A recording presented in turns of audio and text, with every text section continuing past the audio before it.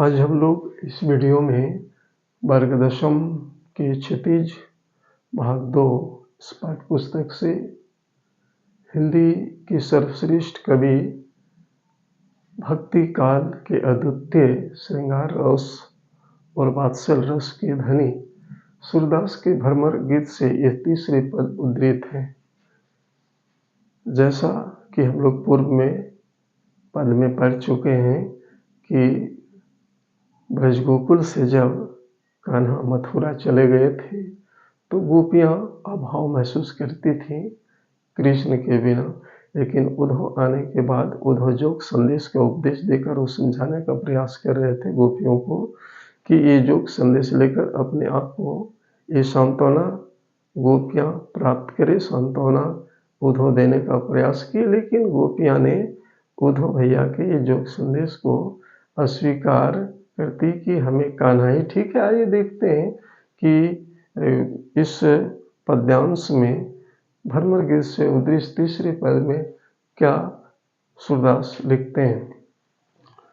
हमारे हरि हारिल की लकड़ी, कहते हैं सूरदास लिखते हैं, गोपियाँ कहती है कि हमारे हरि, हमारे कृष्ण हारिल एक पक्षी है, जो पक्षी हमेशा सदा एक लकड़ी के सहारे वो पक्षी रहता है, वो पकड़े हुए रहते हैं। तो वैसा ही गोपियाँ कहती है कि हमारे जो कान्हा है, हमारे जो कृष्ण है, उसी प्रकार से हम लोग के आधार स्वरूप कान्हा है। जैसे हरिल की पक्षी, हरिल की जो लकड़ी पक्षी है, वो पक्षी जिस प्रकार से लकड़ी को साथ लिए होते हैं, वैसे हमारे कान्हा है। अगले पद में कि मन क्रम बचन नंद नंदन और यह दृढ़ करी पकड़ी। गोपियाँ कहती है कि मानसिक रूप से हमारे कान्हा हमारे अंदर, हमारे कार्यों में, क्रमों में, हमारी वाणी में नंद नंदन अर्थात नंद राजा के सुपुत्र कान्हा और हमारे हृदय में इस प्रकार से दृढ़ता पूर्वक हमारे दिल और दिमाग में बसा हुआ है, पकड़ी हुए। वो तो इस तरह है कि हर क्षण हर पल जागत सोवत स्वप्न दिवस निशी कान्हा कान्हा झक करे।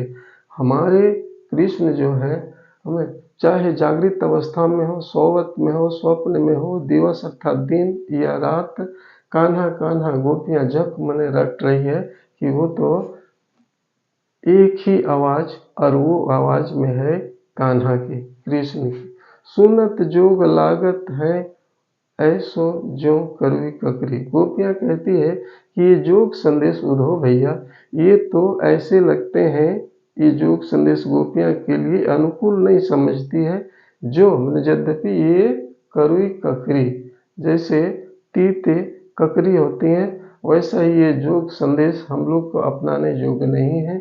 सु तो व्याधि हमको ले आए, देखी सुनी न करी। ये सुनते ही ये व्याधि एक प्रकार की बीमारी ले आए, ऐसा लगता है कि न तो ये देखी जा सकती है न सुनी। गोपियाँ की अनुकूल नहीं है, वो कहती है कि हम लोग को ये नहीं चाहिए। अंतिम पंक्ति में कि यह तो सूर तिनहि ले सौंपो जिनके मन चक्री। गोपियाँ कहती हैं कि सूरदास लिखते हैं कि उद्धव भैया ये जो योग संदेश है तिनहि ले सौंपो, उन्हीं को ले जाके दे दीजिए, सौंप दीजिए जिनके मन चक्री, जिनका मन भटका हुआ है, जिनका मन अशांत है, उन्हें ले जाके ये ज्ञान योग उन्हीं को दे दीजिए। हम लोग को तो कान्हा ही चाहिए, हम लोग को कृष्ण चाहिए। इस प्रकार से ये पद्यांश हम लोगों ने देखा। ऐसे एक इस वीडियो में प्रश्न भी मैंने डाल दिए हैं। वो प्रश्न ये है कि कृष्ण के प्रति अपने अनन्य प्रेम को गोपियाँ ने किस प्रकार अभिव्यक्त किए हैं। अब यहाँ देखने वाली बात है कि गोपियाँ की अनन्य प्रेम उसे कहते हैं जिस प्रेम के सामने और कोई दूसरा प्रेम का कोई मोल ना हो, कोई महत्व नहीं हो। तो जैसा कि हम लोग इस पंक्ति में देख चुके हैं कि गोपियाँ मन क्रम वचन से नंद नंदन अर्थात नंद के सुपुत्र उर को हृदय में बसा कर रखी है, अपने दिल और दिमाग। दूसरे में भी इसका उत्तर इस प्रकार से भी हो सकता है कि जागत अवस्था में, सोवत अवस्था में, स्वप्न अवस्था में, दिन हो या रात हो, एक ही रट है। वो अनन्य प्रेम का उदाहरण है कि कान्हा कान्हा झक तेरी रट रही है। तो इस प्रकार देख सकते हैं कि गोपियां का अनन्य प्रेम झलकता है इस पद्यांश में।